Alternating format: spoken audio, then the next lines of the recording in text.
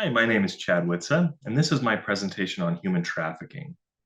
In this presentation, I'm going to address the role of nurses, specifically the role of nurses in the emergency department in identifying and assisting victims of human trafficking. So first, a definition. Human trafficking is a crime that involves compelling or coercing a person to provide labor or services or to engage in commercial sex acts. I went ahead and bolded labor and services in order to remind you that while oftentimes people jump to the conclusion that human trafficking is related to sex or sex acts, it also involves labor and services, and it's not uncommon to see people traffic for these reasons as well. So the role of the nurse is pretty clearly elucidated by the American Nurses Association. Um, In this paragraph, I have bolded two things that we're going to go over specifically in this presentation. That's the use of effective patient screening tools. So we're going to go over a couple of options in terms of screening tools, how to use them, and where you can find more information about them. And we're also going to go over some basics about trauma-informed care for victims, what that looks like, how it takes form, and how it helps victims of human trafficking. One more idea I want to address before we get to the trauma-informed care aspect.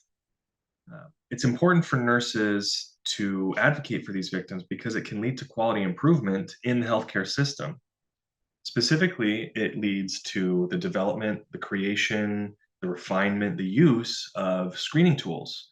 And when you are surrounded by as much information input as an emergency department nurse is surrounded by, a screening tool can be indispensable in helping identify a victim.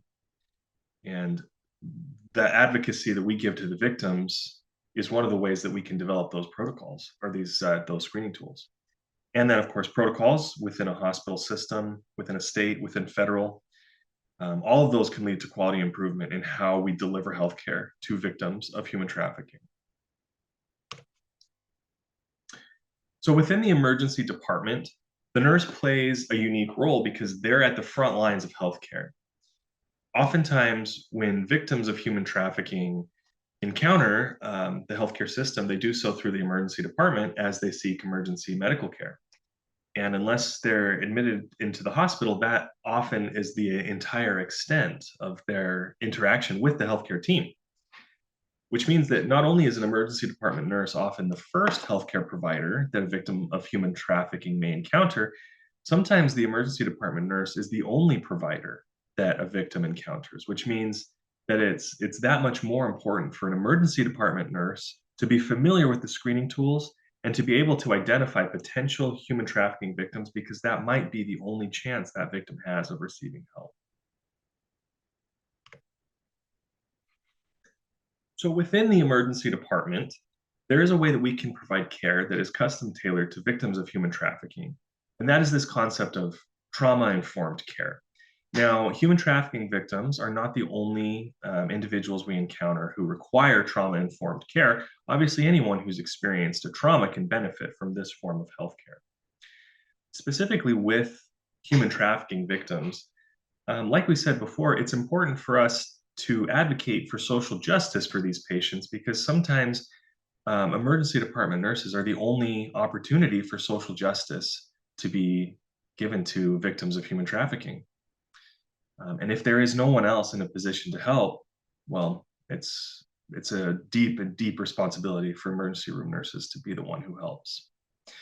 And we can provide that care through advocacy in very similar ways to how we provide quality care for every other patient. There's the ethical advocacy, which involves we advocate for these patients because they have had their humanity taken away from them. They have had their autonomy removed. And in healthcare, especially in Western medicine, a patient's autonomy is one of the most deeply respected values that a person can hold. And it's the responsibility of the emergency department nurse when interacting with victims of human trafficking to restore that autonomy to them, to give them that power to take control of their own lives again, and to help them get out of the situation that they're in. And in terms of legal advocacy, Obviously, we might collaborate really heavily with law enforcement. That could be either state or federal or even international law enforcement agencies. And of course, there's the policies that can have legal ramifications and can have legal aspects. Those are things that we need to advocate for on a state level and on a federal level and on an institutional level as well. So let's take a look at some of the more common screening tools. These two, I think, are very helpful. I'm going to pull them up and we'll take a look at them. I think they are helpful because both of these also provide a guide to how to use them. They don't just provide you with the screening tool, they also provide you with a guide on how to use the screening tool. So as it comes up here, this is from the Department of Health and Human Services, and you can see this resource, you can see why this resource is helpful. It contains not only a lot of background information on the screening tool itself, but it also contains tips on how to use it, tips on when to use it. Here's one. This is from the Vera Institute of Justice. This is the screening for human trafficking, which is pretty straightforward. And if I scroll down to the actual screening tool here,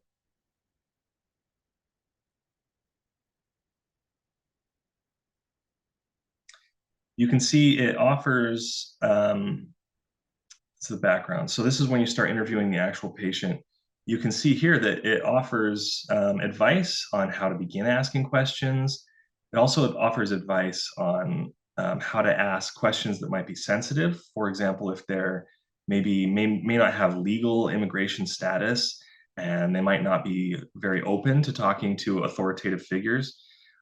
This screening tool specifically from the Vera Institute can help give ideas on how to address that uncertainty in international victims of human trafficking. Let's take a look at the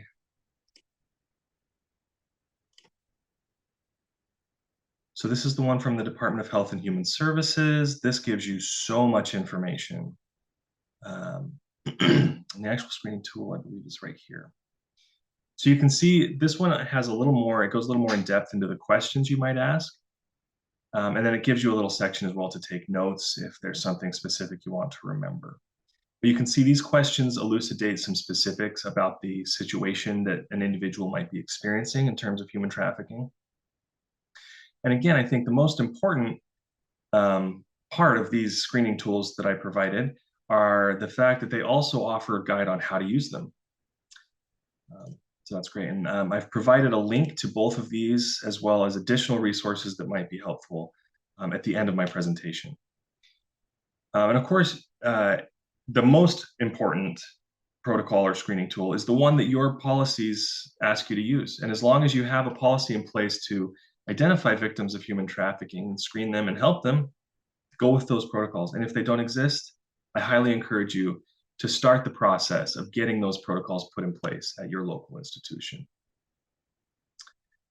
So here are just some additional resources. I think the National Human Trafficking Hotline is one of the most powerful resources. If you take nothing else from this presentation, I encourage you to save that phone number into your cell phone.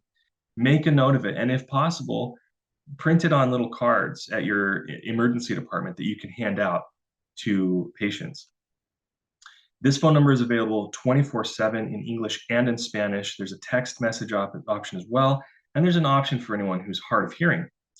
The website is provided right there, and this phone number will also, you can potentially ask for help with a person who you believe is a victim or who you have confirmed as a victim of human trafficking. You can also just ask questions. They'll answer any questions.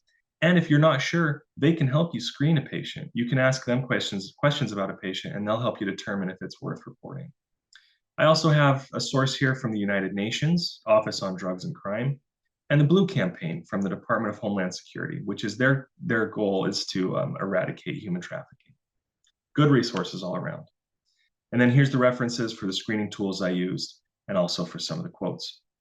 Thank you for attending my presentation. I hope you found this useful. And I hope moving forward that we're all eager and willing to help look for victims of human trafficking and give them the assistance they need.